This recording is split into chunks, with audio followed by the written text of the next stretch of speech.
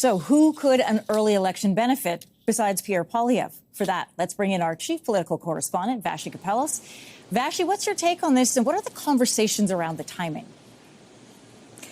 Well, from a purely political perspective, Anne-Marie, I think there's hardly any chance that the NDP acquiesces to this and decides rather to go to an early election. There is simply no electoral imperative to do so. They have not benefited from the Liberals' dwindling fortunes in public opinion polls at all. And as it stands right now, if they were to go to the polls, they would likely lose seats, not even gain them. So there's not really the possibility of that happening, I would wager to say, anytime soon. As for why Pierre Poilievre is doing this now, from my conversations with people inside conservative circles, and particularly around Pierre Poilievre, they have been instructed to act as though they are 20 points behind, not 20 points ahead. Not let things go. Make sure you are out there opposing stuff all the time. So I think this is part and parcel of that.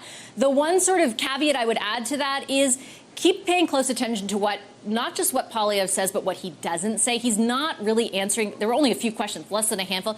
Didn't give a lot of specific answers, in particular to the questions that Liberals and NDP have been posing, which are, what are you going to roll back? If you're going to spend less money, what are you going to spend less on? Which big programs that they support are you going to roll back? He didn't say exactly what he would do. He characterized those as hypothetical questions. I expect those questions will continue coming over the near future. Anne-Marie? Yeah, they certainly will. Thank you, Vassy.